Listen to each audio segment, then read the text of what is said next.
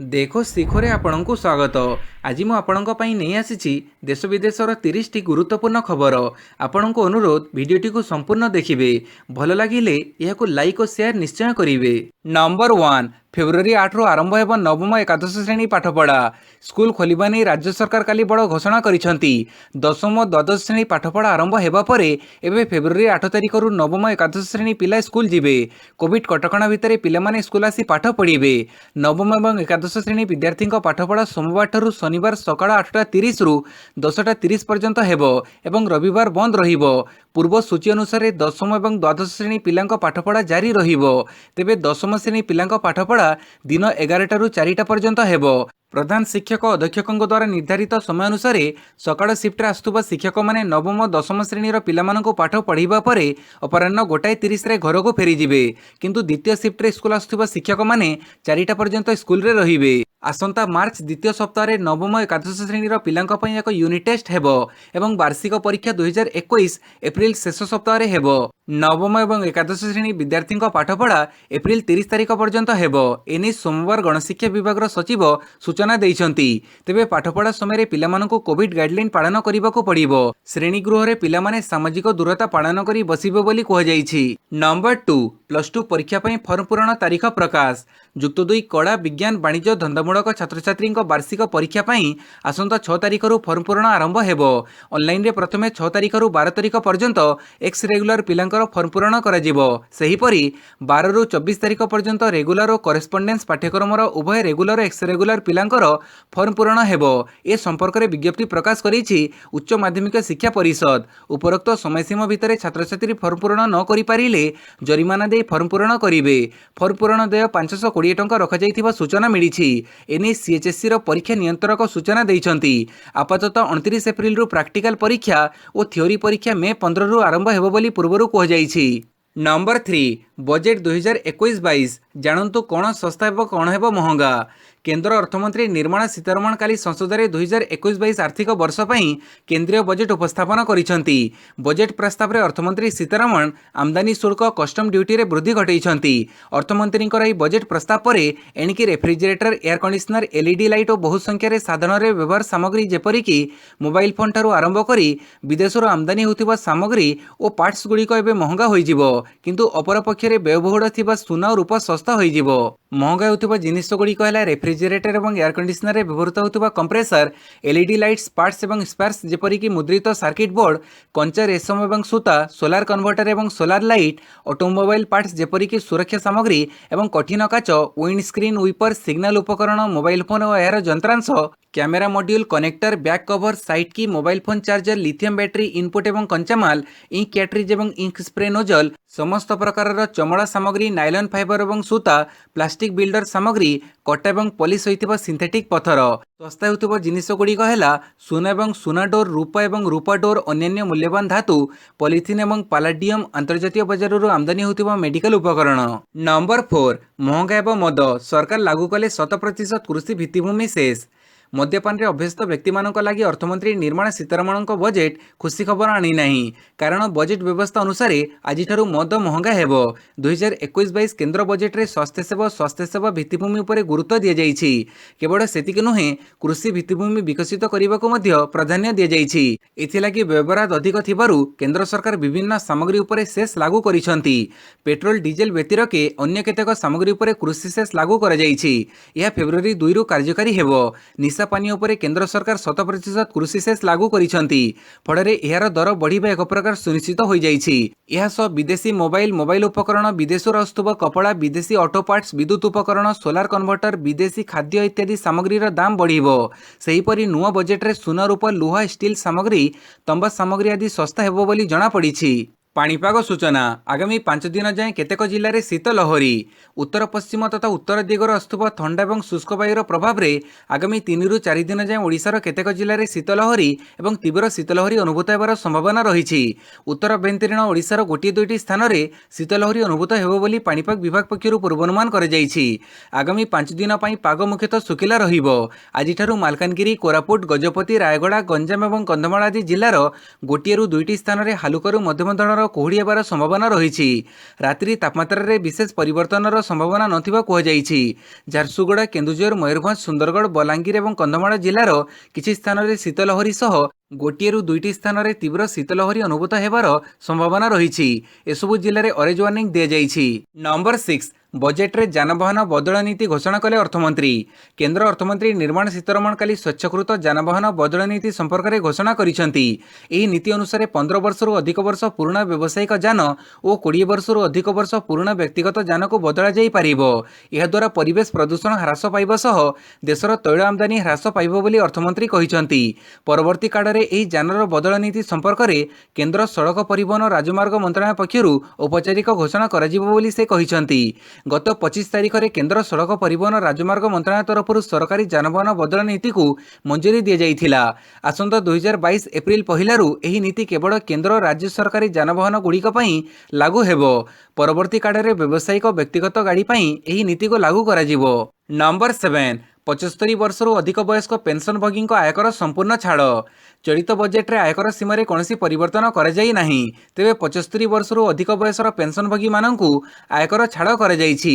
ସେମାନେ ଆୟକର ରିଟର୍ଣ୍ଣ ଦାଖଲ କରିବା ଆବଶ୍ୟକ ନାହିଁ ବୋଲି କେନ୍ଦ୍ର ଅର୍ଥମନ୍ତ୍ରୀ ନିର୍ମଳା ସୀତାରମଣ ବଜେଟ୍ ଉପସ୍ଥାପନ ସମୟରେ କହିଛନ୍ତି। ଯେଉଁ 75 ବର୍ଷରୁ ଅଧିକ ବୟସ୍କ ବ୍ୟକ୍ତିଙ୍କର କେବଳ ପେନ୍ସନ୍ ଏବଂ ସୁଧ ଆୟ ଅଛି, ସେମାନଙ୍କୁ ଆୟକର ରିଟର୍ଣ୍ଣ ଦାଖଲ କରିବାକୁ ପଡ଼ିବ ନାହିଁ। ସେହିଭଳି ବଜେଟ୍ରେ ଏନ୍ଆର୍ଆଇଙ୍କୁ ଡବଲ ଟ୍ୟାକ୍ସ ସିଷ୍ଟମରୁ ଆଶ୍ୱସ୍ତି ଦିଆଯାଇଛି। କେନ୍ଦ୍ର ଅର୍ଥମନ୍ତ୍ରୀ ନିର୍ମଳା ସୀତାରମଣ ଘୋଷଣା କରିଛନ୍ତି ଯେ ଟ୍ୟାକ୍ସ ଦେବା ପାଇଁ ଷ୍ଟାର୍ଟଅପ୍ ବା ପ୍ରାରମ୍ଭିକ ଛାଡ଼ ବର୍ତ୍ତମାନ 2022 ମାର୍ଚ୍ଚ 31 ତାରିଖ ପର୍ଯ୍ୟନ୍ତ ବୃଦ୍ଧି କରାଯାଇଛି। ନମ୍ବର 8, ଦେଶରେ ପ୍ରତିଷ୍ଠା କରାଯିବ ନୂତନ ସୈନିକ ସ୍କୁଲ ଓ ଏକଲବ୍ୟ ମଡେଲ ସ୍କୁଲ। କେନ୍ଦ୍ର ଅର୍ଥମନ୍ତ୍ରୀ ନିର୍ମଳା ସୀତାରମଣ ବଜେଟ୍ 2021 ଉପସ୍ଥାପନ କରି କହିଛନ୍ତି ଯେ ସରକାର ଶିକ୍ଷା ଉପରେ ବି ଗୁରୁତ୍ୱ ଦେଉଛନ୍ତି। ଦେଶରେ 100ଟି ନୂତନ ସୈନିକ ସ୍କୁଲ ପ୍ରତିଷ୍ଠା କରାଯିବ। ରାଜ୍ୟ ସରକାର ବିଭିନ୍ନ ସ୍ୱେଚ୍ଛାସେବୀ ସଂସ୍ଥା ଓ ସରକାରୀ ବିଦ୍ୟାଳୟ ସହଭାଗିତାରେ ଏହି ବିଦ୍ୟାଳୟ ପ୍ରତିଷ୍ଠା କରାଯିବ ବୋଲି କେନ୍ଦ୍ର ଅର୍ଥମନ୍ତ୍ରୀ ସୂଚନା ଦେଇଛନ୍ତି। ଏହାଛଡ଼ା 750ଟି ନୂଆ ଏକଲବ୍ୟ ମଡେଲ ସ୍କୁଲ ପ୍ରତିଷ୍ଠା କରାଯିବ। ଏଥିରେ ପ୍ରତି ସ୍କୁଲ ପିଛା 20ରୁ 38 କୋଟି ଟଙ୍କା ବ୍ୟୟ କରାଯିବ ଏବଂ ପାହାଡ଼ିଆ ଅଞ୍ଚଳରେ 48 କୋଟି ଟଙ୍କା ଖର୍ଚ୍ଚ କରାଯିବ। ଭାରତର ଉଚ୍ଚଶିକ୍ଷା କମିଶନ ବି ପ୍ରତିଷ୍ଠା କରାଯିବ ବୋଲି ସେ କହିଛନ୍ତି। ଲେହରେ ଏକ କେନ୍ଦ୍ରୀୟ ବିଶ୍ୱବିଦ୍ୟାଳୟ ପ୍ରତିଷ୍ଠା କରାଯିବ। 4 କୋଟି ଅନୁସୂଚିତ ଜାତି ଛାତ୍ରଛାତ୍ରୀମାନଙ୍କ ଲାଗି ସରକାର 35,000 କୋଟି ଟଙ୍କା ବିନିଯୋଗ କରିବେ। ଏଥିରେ ଛାତ୍ରଛାତ୍ରୀମାନଙ୍କ ଲାଗି ସଂଯୁକ୍ତ ଆରବ ଏମିରେଟ୍ ସହିତ ମିଶି ଦକ୍ଷତା ବିକାଶ ପ୍ରଶିକ୍ଷଣ ବ୍ୟବସ୍ଥା କରାଯିବ। ଏହାଫଳରେ ସେମାନେ ରୋଜଗାରକ୍ଷମ ହୋଇପାରିବେ। ନମ୍ବର 9, ଉଜ୍ଜ୍ୱଳ ଯୋଜନା ଅବଧି ବଢ଼ିଲା। କେନ୍ଦ୍ର ଅର୍ଥମନ୍ତ୍ରୀ ନିର୍ମଳା ସୀତାରମଣ ବଜେଟ୍ 2021 ଉପସ୍ଥାପନ କରି କହିଛନ୍ତି ଯେ ସରକାର କେତେଗୁଡ଼ିଏ ଜନହିତକର ଯୋଜନାକୁ ସମ୍ପ୍ରସାରିତ କରିଛନ୍ତି। ଏଥିମଧ୍ୟରେ ଉଜ୍ଜ୍ୱଳ ଯୋଜନାକୁ ସାମିଲ କରାଯାଇଛି।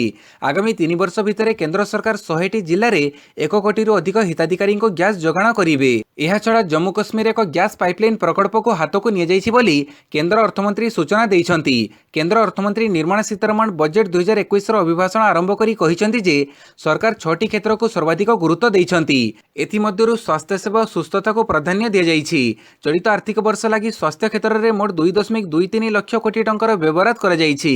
ନମ୍ବର 10, 6ରେ ଦେଶବ୍ୟାପୀ ଚକାଜାମ କରିବେ ଚାଷୀ। କୃଷି ଆଇନକୁ ବିରୋଧ କରି ଦୀର୍ଘ 2 ମାସରୁ ଅଧିକ ଦିନ ହେଲା ଆନ୍ଦୋଳନ କରୁଥିବା ସଂଯୁକ୍ତ କିସାନ ମୋର୍ଚ୍ଚା ଏହାକୁ ଆହୁରି ତୀବ୍ର କରିବାକୁ ନିଷ୍ପତ୍ତି ନେଇଛି। ଏଥିପାଇଁ କିସାନ ମୋର୍ଚ୍ଚା ତରଫରୁ ଆସନ୍ତା 6 ତାରିଖରେ ସମଗ୍ର ଭାରତରେ ଚକାଜାମ ଆନ୍ଦୋଳନ ଡାକରା ଦିଆଯାଇଛି। ଚକାଜାମ ଅର୍ଥ ରାସ୍ତାରେ କୌଣସି ଗାଡ଼ି ଗଡ଼ିବ ନାହିଁ। ଦିନ 12ଟାରୁ ଅପରାହ୍ନ 3ଟା ଯାଏଁ ଦେଶର ସବୁଆଡ଼େ ଚାଷୀମାନେ ଆନ୍ଦୋଳନ କରି ଚକାଜାମ କରିବେ ବୋଲି ମୋର୍ଚ୍ଚା ପକ୍ଷରୁ ଘୋଷଣା କରାଯାଇଛି। ଏହି ସମୟରେ ଜାତୀୟ ରାଜପଥ, ରାଜ୍ୟ ରାଜପଥକୁ ଚାଷୀମାନେ ଅବରୋଧ କରିବେ ବୋଲି ସ୍ୱରାଜ ଇଣ୍ଡିଆ ମୁଖ୍ୟ ଯୋଗେନ୍ଦ୍ର ଯାଦବ କହିଛନ୍ତି। ନମ୍ବର 11, ଜାତୀୟ ରାଜପଥ ପୁଲିସ ପାଟ୍ରୋଲିଂ ସେବା ଆରମ୍ଭ। ଜାତୀୟ ରାଜପଥ 16ର ଜଟନୀଠାରୁ ବାଣପୁର ପର୍ଯ୍ୟନ୍ତ ରାସ୍ତାରେ ସର୍ବାଧିକ ଦୁର୍ଘଟଣା, ରାହାଜାନୀ, ଡକାୟତି ଆଦି ବୃଦ୍ଧି ପାଇଛି। ଯଦିଓ ଏହି ସୀମା ମଧ୍ୟରେ 8ରୁ ଉର୍ଦ୍ଧ୍ୱ ଥାନା ଫାଣ୍ଡି ରହିଛି, ତଥାପି ଆବଶ୍ୟକ ଭିତ୍ତିଭୂମି ଅଭାବରୁ ସଠିକ୍ ଭାବେ ପାଟ୍ରୋଲିଂ ଆଦି କରାଯାଇପାରୁନାହିଁ। ଜନସାଧାରଣଙ୍କ ଦୀର୍ଘ ଦିନର ଦାବି ପରେ କାଲି ରାଜ୍ୟ ସରକାରଙ୍କ ପକ୍ଷରୁ ଏହି ରାସ୍ତାରେ ରାଜପଥ ପାଟ୍ରୋଲିଂ ସେବା ଆରମ୍ଭ ହୋଇଛି। ଏହି ସେବାକୁ କାଲି ଅପରାହ୍ନରେ ମୁଖ୍ୟମନ୍ତ୍ରୀ ନବୀନ ପଟ୍ଟନାୟକ ଭିଡିଓ କନଫରେନ୍ସିଂ ଜରିଆରେ ଶୁଭାରମ୍ଭ କରିଥିଲେ। ନମ୍ବର 12, ପର୍ଯ୍ୟଟକଙ୍କ ପାଇଁ ଖୁସି ଖବର, ଗଡ଼ିବ ନନ୍ଦନକାନନ ଶିଶୁ ରେଳ। ନନ୍ଦନକାନନ ପ୍ରାଣୀ ଉଦ୍ୟାନକୁ ଆସୁଥିବା ପର୍ଯ୍ୟଟକଙ୍କ ପାଇଁ ଖୁସି ଖବର। ଦୀର୍ଘ 6 ବର୍ଷ ଧରି ବନ୍ଦ ରହିଥିବା ଶିଶୁ ରେଳ ଅର୍ଥାତ୍ ଟୟ ଟ୍ରେନ୍ ଖୁବ୍ ଶୀଘ୍ର ନବକଳେବର ରୂପରେ ଗଡ଼ିବାକୁ ଯାଉଛି। ଏହି ସୂଚନା ଦେଇଛନ୍ତି ନନ୍ଦନକାନନ ପ୍ରାଣୀ ଉଦ୍ୟାନର ଉପନିର୍ଦ୍ଦେଶକ ବିମଳ ପ୍ରସନ୍ନ ଆଚାର୍ଯ୍ୟ। ଶ୍ରୀ ଆଚାର୍ଯ୍ୟ କହିଛନ୍ତି 3.05 କୋଟି ଟଙ୍କା ବ୍ୟୟରେ ଶିଶୁ ରେଳ ପ୍ଲାଟଫର୍ମ ଓ ରେଳପଥର ଉନ୍ନତିକରଣ ଲାଗି MCLକୁ ଦାୟିତ୍ୱ ଦିଆଯାଇଛି। ଏହାର କାର୍ଯ୍ୟ ରାଇଟ୍ସ କମ୍ପାନୀ କରୁଥିବା ବେଳେ ଆସନ୍ତା ମାର୍ଚ୍ଚ 15 तारिख सुधा संपूर्ण करी नंदनकानन को हस्तांतर करने को प्रतिश्रुति देइछि। सूचनायोग्य परिचालनागत त्रुटि जोगु 2014 मसीहा अक्टोबर ठारू यह बंद रहिथिला।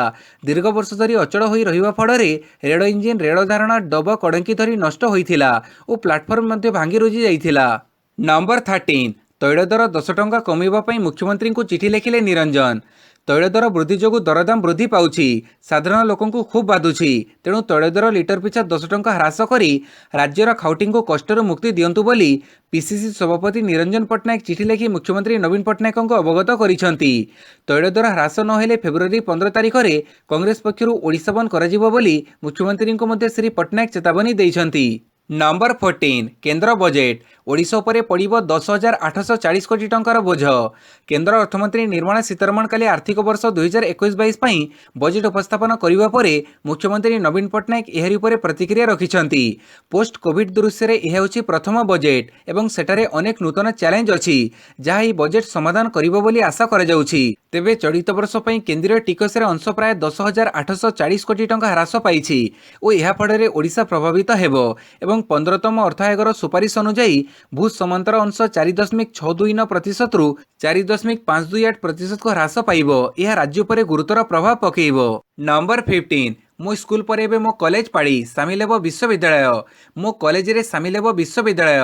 मो विश्वविद्यालय भड़ी कोनसे अलग ढांचा रहिबो नाही बरं मो कॉलेज बा विश्वविद्यालय बोली सबुठी उल्लेख करा जिवो। मो स्कूल को क्रियाशील करिबा परे एबे राज्य सरकार पक्षरु मो कॉलेज को अधिक प्राधान्य दिया जाउछि। ताहा किबड़ी राज्यर समस्त सरकारी अनुदान प्राप्त महाविद्यालय और विश्वविद्यालय रे कार्यक्षम होई परिबो सेति प्रति गुरुत्वारोप करा जाइछि। इतिमध्ये मो कॉलेज अध्यक्ष आकाश दास नायक विभिन्न विश्वविद्यालय कुलपति मानक सह ए विषय रे आलोचना करिसेंति। शिक्षानुष्ठान गुड़िक आसंता 15 दिन मध्य विश्वविद्यालय स्तरीय कमिटी कॉलेज स्तरीय कमिटी गठन करने को कहुଯାଇଛି। नंबर 16 साधारण बजेट्र 25टी बड़ घोषणा। अर्थमंत्री निर्मला सीतारमण काली प्रथम थर डिजिटल बजेट उपस्थापन करिसेंति। तेबे आसंतु जानिबा साधारण बजेट्र 25टी बड़ घोषणा। 1 देशर अर्थनीति को $5 ट्रिलियन करने को मैन्युफैक्चरिंग सेक्टर उपरे फोकस। 2 कोविड-19 टीका पई 35,000 कोटी। 3 पुराना गाड़ी रास्तारू हटिबो ऑटोमेटेड फिटनेस सेंटर प्रतिष्ठा हेबो। 4 सहरांचल स्वच्छ भारत मिशन 2.0 पई 1,41,000 कोटी टंका खर्च करा जिवो। 5 आसंता 5 वर्ष मध्य स्वच्छ पवन पई 2,000 कोटी टंका खर्च हेबो। 6 स्वास्थ्य बजेट को 94,000 कोटी टंका वृद्धि करी 2.23 लाख कोटी टंका करा जाइछि। 7 देश में 17टी नुआ साधारण स्वास्थ्य यूनिट तैयारी हेबो। 8 सहर गुड़िक पई जल जीवन मिशन लॉन्च हेबो। 9 आसंता वर्ष देश में 8,500 किलोमीटर नुआ रास्ता तैयारी हेबो। 10 भारतमाला योजना रे वर्तमान सुधा 3,000 रु अधिक किमी रास्ता तैयारी होइछि। 11 तमिलनाडु आसाम केरल और पश्चिमबंग को नुआ सड़क कॉरिडोर उपहार। बीमा क्षेत्र में एफडीआई परिमाण को 49% रु वृद्धि करी 74% करा जाइछि। 13 बुड़ी जाइथिबा करज को पुणी हासिल करने को तैयारी हेबो मैनेजमेंट कमिटी। 14 पारादीप सह देश में 5टी फिशिंग हब। 15 देश में खोलिबा आउ 100टी सैनिक स्कूल लेहरे प्रतिष्ठा हेबो केंद्रीय विश्वविद्यालय। 16 डिजिटल उपाय हेबो जनगणना। 17 आर्थिक वर्ष 2021-22 रे वित्तीय नियंट 6.8 रहिबो। 18 पेंशन पाउथो वरिष्ठ नागरिकों को आयकर रिहाती। 19 95% डिजिटल नेणदेण और 10 कोटी टंका जाए कारबार करुवा कंपानी गुड़ी को ऑडिट्रु बाद रहिबे। 20 महंगा हेबो मोबाइल फोन और चार्जर। 21 कपर उपरे सीमा शुल्क 2.5% और स्टील उपरे सीमा शुल्क ह्रास पई 7.5% होइछि। 22 सुन और रूप उपरे सीमा शुल्क ह्रास घटिछि। 23 बैंक बुड़िले एणिकी 1 लाख बदल में 5 लाख टंका मिलिबो। 24 आयकर स्लाब रे कौनसी परिवर्तन होइनी। 25 एसीओ फ्रिज उपरे सीमा शुल्क वृद्धि। नंबर 17 बजेट को नहीं एमिति प्रतिक्रिया देले राहुल गांधी। अर्थमंत्री निर्मला सीतारमण द्वारा काली उपस्थापित होइतिबा बजेट को नहीं प्रतिक्रिया दैछंती कांग्रेसर पूर्वतन अध्यक्ष राहुल गांधी। राहुल गांधी ट्वीट करी कहिसंती सरकार लोकंक हाथ को नगद टंका देबा को भूली गले। मोदी सरकार निजर पुंजीपति बंधु मानक हाथ में देशर संपत्ति को हस्तांतर करबा पई योजना करुछंती। बजेट पूर्व राहुल गांधी कहिथिले जे बजेट रे छोट एवं मध्यम वर्गीय व्यवसायी सहायता करबा सह स्वास्थ्य प्रतिरक्षा खर्च रे वृद्धि कराजिबार आवश्यकता रहिछि। राहुल कहिथिले 2021 बजेट रे एमएसएमई चाषी और श्रमिक मानक सहायता कराजिबा दरकार जहाद्वारा रोजगार सृष्टि होई परिबो। लोकंक जीवन बंचैबा पई स्वास्थ्य क्षेत्र रे खर्च वृद्धि करा जाऊ। सेहीपरि सीमारे सुरक्षा पई प्रतिरक्षा क्षेत्र रे खर्च वृद्धि कराजिबा दरकार बोली राहुल कहिथिले। नंबर 18 2021 बजेट भारतर आत्मविश्वास को उजागर उजागर करुछि कहिले प्रधानमंत्री। अर्थमंत्री निर्मला सीतारमण संसद में तांकर तृतीय बजेट उपस्थापन करिसेंती। बजेट पर प्रधानमंत्री नरेंद्र मोदी एने निजर प्रतिक्रिया रखिसेंती। मोदी निजर प्रतिक्रिया रखी कहिसेंती, चलित वर्ष बजेट जो बड़ी परिस्थिति उपस्थापन होईछि पूर्वरु एपरी परिस्थिति केबे सृष्टि होई नथिला। आजिर बजेट भारतर आत्मविश्वास को दर्शाउछि एवं यह पूरा विश्ववासी भितर आत्मविश्वास सृष्टि करेइबो। बजेट रे कृषकों आय वृद्धि उपर ध्यान दिया जाइछि। एही दिगरे अनेक पदक्षेप निया जाइछि। कृषक माने सहजरे ऋण पाई परिबे। आजिर बजेट भारतर आत्मविश्वास को उजागर करुछि। नंबर 19 बजेट घोषणा पर स्टॉक बाजार रे उत्साह 2315 पॉइंट वृद्धि। केंद्र सरकार नुआ बजेट को स्वागत करिछि स्टॉक बाजार। सेंसेक्स काली 2314.84 पॉइंट वृद्धि सह 48,600.61 पॉइंट रे बंद होइथिबा बेले निफ्टी 646.61 पॉइंट वृद्धि पाई 14,281 पॉइंट रे बंद होइछि। जेकोसी बजेट दिन में यह होछि सेंसेक्स रे सर्वाधिक वृद्धि। निर्माणक विगत 2 बजेट घोषणा दिन स्टॉक बाजार रे ह्रास देखा देइथिला। नंबर 20 18 विधानसभा अधिवेशन 22 रे बजेट। विधानसभा सचिवालय पक्षर जारी नोटिस अनुसार विधानसभा बजेट अधिवेशन 18 तारिख आरंभ हेबो। प्रथम दिन राज्यपाल प्रोफेसर गणेशी लाल अभिभाषण रखिबे। प्रथम पर्याय अधिवेशन फेब्रुआरी 18 रु 27 तारिख पर्यंत 9 दिन पई बसिबो। द्वितीय पर्याय अधिवेशन मार्च 12 रु एप्रिल 9 तारिख पर्यंत बसिबो। द्वितीय पर्याय 22 दिन बसिबो। 2021-22 आर्थिक वर्षर बजेट फेब्रुआरी 22 तारिख सोमवार उपस्थापन हेबो। मार्च 31 तारिख व्यय मंजूरी बिल आगत हेबो। चलित अधिवेशन में मोट 31 टी कार्य दिवस थिबा बेले सेथिरे 4टी प्राइवेट मेंबरशिप बिजनेस रहिछि। नंबर 21 बजेट 2021 कृषक विरोधी, लोक विरोधी और देश विरोधी कहिले ममता बनर्जी। केंद्रीय बजेट को कड़ा समालोचना करिसेंती पश्चिमबंग मुख्यमंत्री ममता बनर्जी। ममता यहाकू कृषक विरोधी, लोक विरोधी और देश विरोधी बोली कहिसेंती। मुख्यमंत्री ममता बनर्जी कहिसेंती बजेट रे केंद्र सरकार पेट्रोल और डीजेल रो मूल्य वृद्धि करिसेंती। पेट्रोल और डीजेल मूल्य वृद्धि द्वारा कृषक माने प्रभावित हेबे। केंद्र सरकारंकर निंदा करी से कहिसेंती बीएसएनएल, रेड, एयर इंडिया और अन्य सरकारी संस्था गुड़िकर घरोईकरण कर जाइछि। केंद्र सरकार अधीन रे एबे कोनोसी चाकरी सुरक्षित नुहे। बजेट माध्यम देशवासी को प्रतारणा करिसेंती मोदी सरकार। बजेट रे केंद्र सरकार देशवासी को अनेक मिथ्या प्रतिश्रुति माध्यम भंडेइबाको उपचेष्टा करिसेंती बोली मुख्यमंत्री ममता अभियोग करिसेंती। नंबर 22 केंद्र बजेट रु सिंहभाग लाभ पाइब ओडिशा कहिले धर्मेंद्र। 2021-22 आर्थिक वर्षर केंद्र बजेट रु सिंहभाग लाभ ओडिशा पाइब बोली केंद्र पेट्रोलियम मंत्री धर्मेंद्र प्रधान कहिसेंती। बजेट को जुगान्तकारी बोली कहिबा सह ओडिशा पई बजेट रे अनेक संभावना आनिथिबा कहिसेंती। केंद्र मंत्री श्री प्रधान बजेट उपरे प्रतिक्रिया देई कहिसेंती जे चलित बजेट रो विभिन्न क्षेत्र रु ओडिशा सिंहभाग लाभ पाइब और राज्यर सबु वर्गर लोक माने विशेष भाव उपकृत होई परिबे।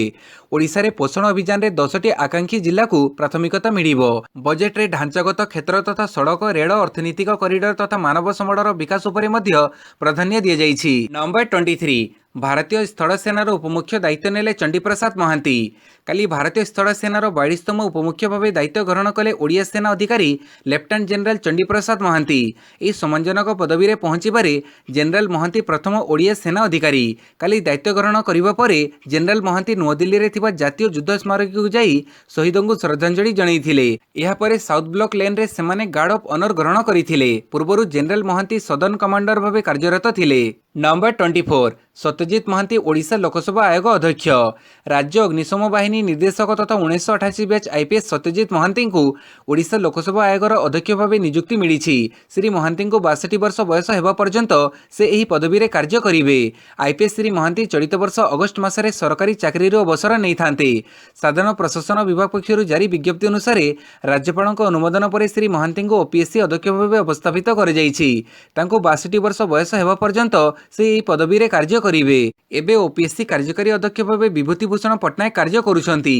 नंबर 25 कटक रे सन हॉस्पिटल रे बड़ धरणर अग्निकांड। कटक जिला तुलसीपुर स्थित सन हॉस्पिटल रे सोमवार अपराह्न रे बड़ धरणर अग्निकांड घटिछि। सन हॉस्पिटल चतुर्थ महला रे थिबा नूतन कैंटीन रे ए अग्निकांड घटिछि। अग्निकांडर कारण स्पष्ट रहिथिबा बेले निया लिभिबा कार्य अग्निशम कर्मचारी नियोजित रहिबा सह निया को आयत्त कर जाइछि। वर्तमान केवल अधिक धुआं रहिछि। एहा सह रोगी मानकु तुरंत अन्यत्र को स्थानांतर कर जाइथिबा बेले केही मृताहत होई नथिबा प्राथमिक तदंतरु जणा पड़िछि। नंबर 26 बजेट रे निर्वाचन पाई 4 राज्य को गुरुत्व। चलित वर्ष 4 राज्य रे विधानसभा निर्वाचन हेबो। एथिपई केंद्र सरकार यहाकू दृष्टि रे रखी बजेट रे स्वतंत्र व्यवस्था करिसेंती। केंद्र अर्थमंत्री निर्मला सीतारमण निर्वाचन हेबाकू थिबा 4टी राज्य पाई बजेट रे पैकेज घोषणा करिसेंती। से तमिलनाडु, केरल, पश्चिमबंग, आसाम रे भित्तिभूमि विकास पाई अर्थ व्यवहार करिसेंती। नंबर 27 राज्य में 79 जन कोविड संक्रमित चिन्हट। राज्य में पुणी 79 जन कोविड संक्रमित चिन्हट होती। अनुगुड़ जिलूर 4, बालेश्वर 7, बरगढ़ 5, बलांगीर 2, बौद्धर जड़े, कटक 6, गजपति 2, जाजपुर 4, झारसुगुड़ा 3, कलाहांडी जड़े, केन्द्रापड़ा जड़े, खोर्धा 14, मयूरभंज 2, नुआपड़ा 3, पुरी 4, रायगढ़ जड़े, संबलपुर 4, सोनपुर 4 और सुंदरगढ़ 10 जन संक्रमित चिन्हट होती। नंबर 28 टीएमसी को झटका, दल छाड़िले आउ जड़े विधायक। पश्चिमबंग विधानसभा निर्वाचन पूर्व तृणमूल कांग्रेस को पुणी लगी एक झटका। पश्चिमबंग मुख्यमंत्री ममता बानर्जी पार्टी टीएमसी रु आउ जड़े विधायक इस्तीफा देइछंती। 2 थर विधायक बनी दीपक हरदर सोमवार टीएमसी रु इस्तीफा देइथिबा जानिबाकु मिलिछि। तांकु पूर्वरु दल पक्षरु लोकमानंक पई काम करिवार सुजोग न दियाजिबारु से खूब शीघ्र दल छाड़िबे बोली घोषणा करथिले। तेबे टीएमसी छाड़िबा परे से बीजेपी रे जोग देबे बोली चर्चा हेउछि। नंबर 29 एणिकी आरटीओ रे लागिबनी धाड़ी, लागू हेबो टोकन व्यवस्था। ड्राइविंग लाइसेंस हो अबा गाड़ी रेजिस्ट्रेशन किंबा जानवाहन संपर्कित अन्य कौनसी कागजपत्र एणिके आंचलिक परिवहन कार्यालय घंटा घंटा धरी धाड़ी रे ठियाबेको पड़िबो नाही। आरटीओ रे कौनसी कार्य लगी पहुंचबा क्षणी मिलिजिबो टोकन। ए टोकन मिलिबा परे आवेदनकारी काम केतेबेले आरंभ हेबो से संपर्क रे मोबाइल को मेसेज आसीजिबो। सेहीपरि आवेदनकारी प्रतीक्षा गृह रे अपेक्षा करिथिला बेले सेठारे थिबा कंप्यूटर डिस्प्ले बोर्ड रे मध्ये ए संक्रांत रे सूचना दियाजिबो। फଳରେ जणे व्यक्तिंकर क्रमिक नंबर केतेबेले आसीबो ता स्पष्ट होइजिबो। प्रथमे राज्यर कटक समेत 8टी आरटीओ रे ए टोकन व्यवस्था लागू हेबाको जाउछि। नंबर 30 द्वितीय टेस्ट रे 50% दर्शकों को मिलिबो अनुमति। भारत इंग्लैंड मध्य आरंभ हेबाको थिबा टेस्ट सीरीज पूर्वरु क्रिकेट फैनक पई खुशी खबर। भारत इंग्लैंड मध्य 4 मैच विशिष्ट टेस्ट सीरीज रो द्वितीय मैच देखिबा पई दर्शकों को स्टेडियम भीतर को अनुमति मिलिबो। एनी भारतीय क्रिकेट कंट्रोल बोर्ड और तमिलनाडु क्रिकेट एसोसिएशन सहमति होइछंती। टीएमसी रो जने अधिकारी कहिछंती बीसीसीआई और टीएनसीए द्वारा समस्त सुरक्षा प्रोटोकॉल अनुपालन करी द्वितीय टेस्ट पई 50% दर्शकों को अनुमति देबाको निष्पत्ति निया जाइछि। वीडियोटी को संपूर्ण देखिथिबारु बहुत बहुत धन्यवाद।